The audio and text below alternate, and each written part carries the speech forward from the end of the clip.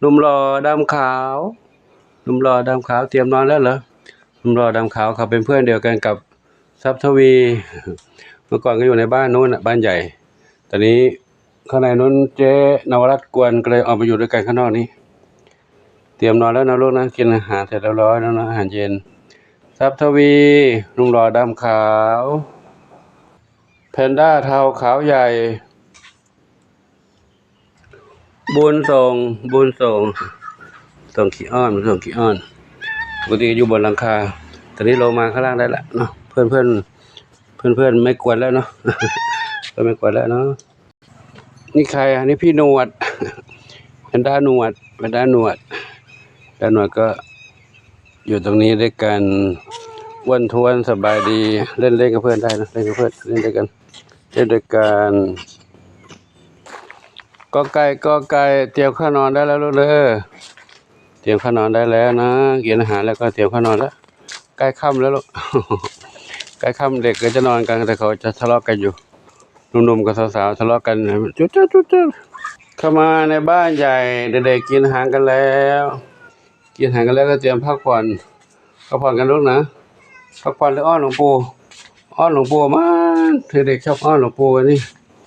เรียกชื่อก่อนเมื่อกี้อยู่ข้างนอก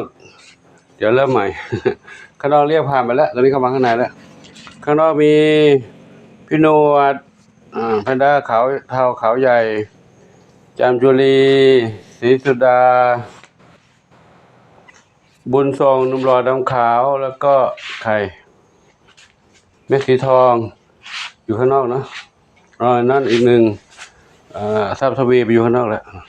อันนี้ข้างในได้ชื่อข้างในก่อนเร็วเดี๋ยวก่อนเพิ่งไปเดินไปสิลูกก่อนเดินก่อนโชคทวีทรัพย์ทองอ่อนเทาอ่อนทองเล็กนี่น้องอะไรลูกเดินไปนี่เดี๋ยวอะไรลูกเร็วชวนฝันใหญ่อันนี้น้องใครเจ๊อะไรเจ๊นวรัตน์อยู่นี่ทางนี้ใครอีกอะไรรายงานตัวอันนี้พี่สามสีนวลในส้มขาวใหญ่แม่สีลูกสี่พี่เรียกผิดไปแล้วนะพิมพ์นะอันนั้นชวนฝันเล็กชวนฝันใหญ่อยู่นู่นแล้วอันนี้ใครอีกแล้วนี่ใครมีสุข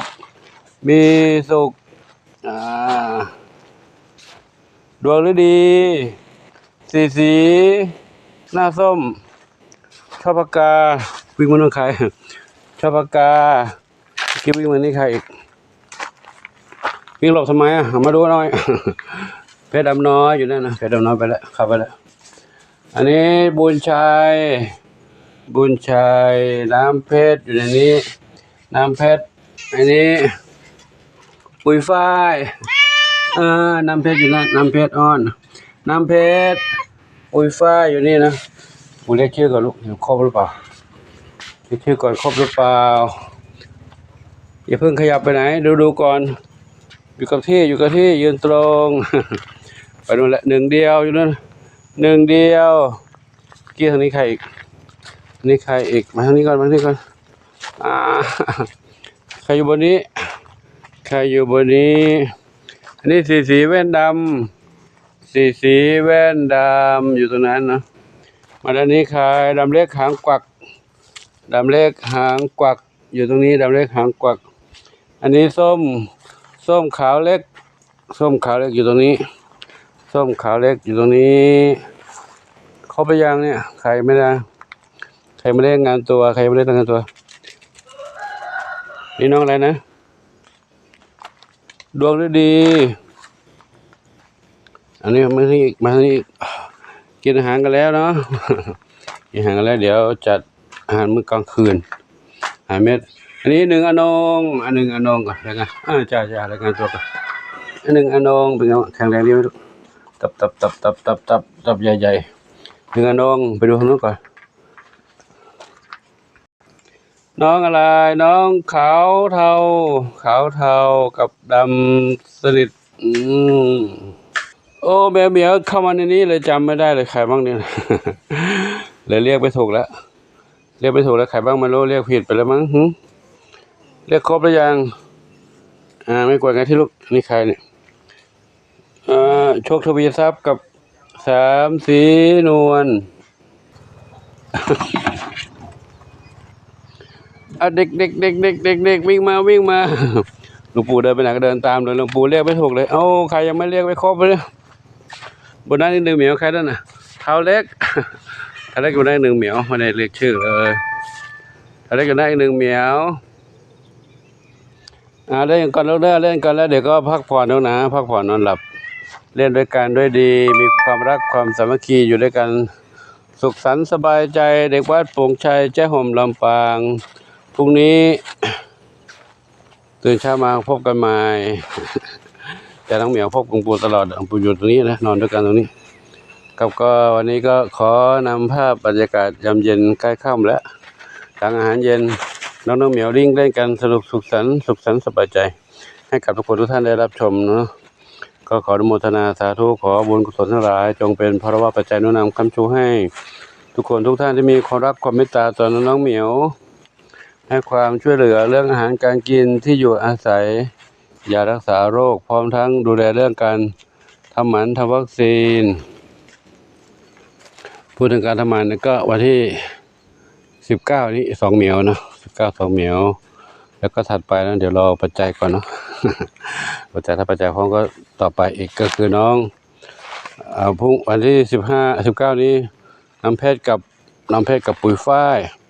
ต่อไปก็น้อง น้อง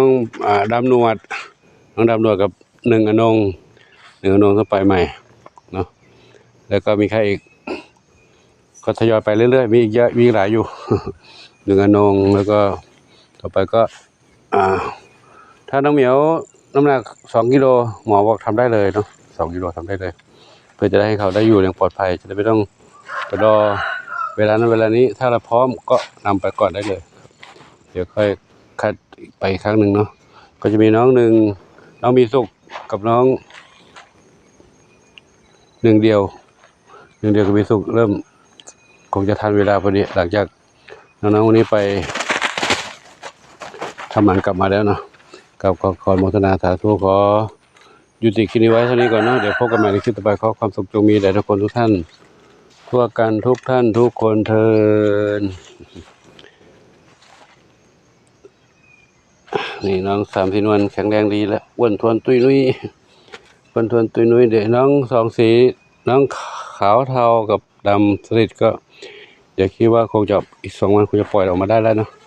หลังจากน้องปุ๋ยฝ้ายกับน้องน้ำเพชรไปทำมันก็จะปล่อยทุกๆออกมาเพื่อให้เขาได้มาอยู่ธรรมชาติได้แข็งแรงวิ่งเล่นกันตรงนี้นะ